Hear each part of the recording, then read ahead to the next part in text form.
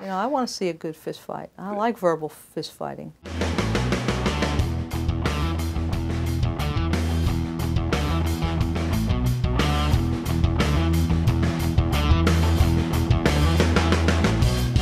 I'm Natalie Davis. I'm a professor of political science at Birmingham-Southern College here in Birmingham, Alabama.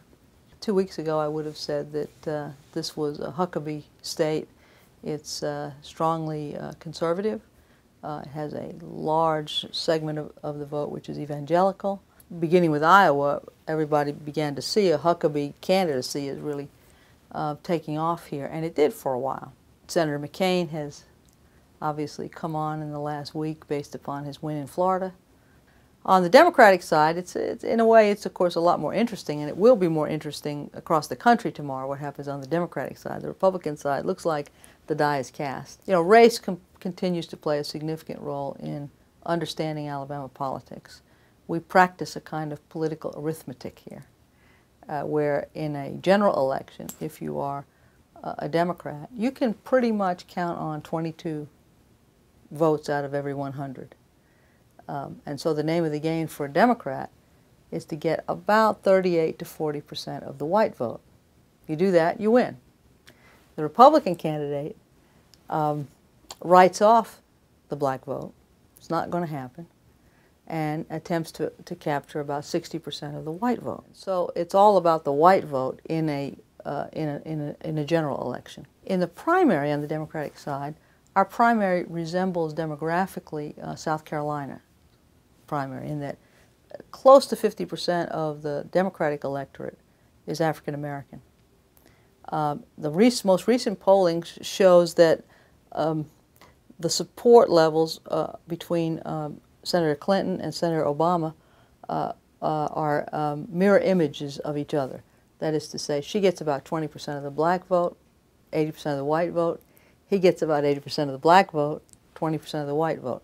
So it's a foot race in terms of turnout, in terms of getting your particular segment of the population to just edge out the other segment. And that's what I look for tomorrow. These things have been unbelievably unpredictable, although so much will depend upon Senator Obama's ability to have excited African American voters, and he really has. Young voters are excited about this election. I've been teaching college now for over 35 years, and I can tell you that this election is different for them. They have a candidate they like. They like Obama. They like Senator Clinton. Many of the women are really excited about a woman candidate. The Republicans are not as excited. There's no question about that. Candidate image in our state, as with a lot of states, dominates candidate substance. We vote for people we like rather than people we necessarily agree with. We have a kind of media-based politics where parties and the political establishment no longer drive candidate choice. Media outlets focus on things that they believe interest voters. So maybe a tearful Mrs. Clinton, an offhanded comment about a Hussein candidate, Oprah Winfrey. Voters can't tell you the difference between health care plans. They said the Democratic debate that was held in California this past week was boring because they agree on everything. You know, it's really hard to drill down and to get voters to be interested in the substance of policy, which is regrettable. I don't know what you do about it, because we live in an age where people want to be entertained. I have the problem myself. Sure. Well, I do too. You know, I want to see a good fist fight. I like verbal fist fighting. I think the other aspect of this, which is a little different than looking for the sensational or the cute, is the question that since candidates are aware that every word they say, every gesture, do they turn their back at the State of the Union address, or do they forget to shake hands in a warm and loving way? All of these things can be captured by you guys. You know, they're likely to just be like this and not give you anything. what we really don't know yet is whether elections can really result in candidates and office holders who have a basic understanding of what voters are interested in. You know,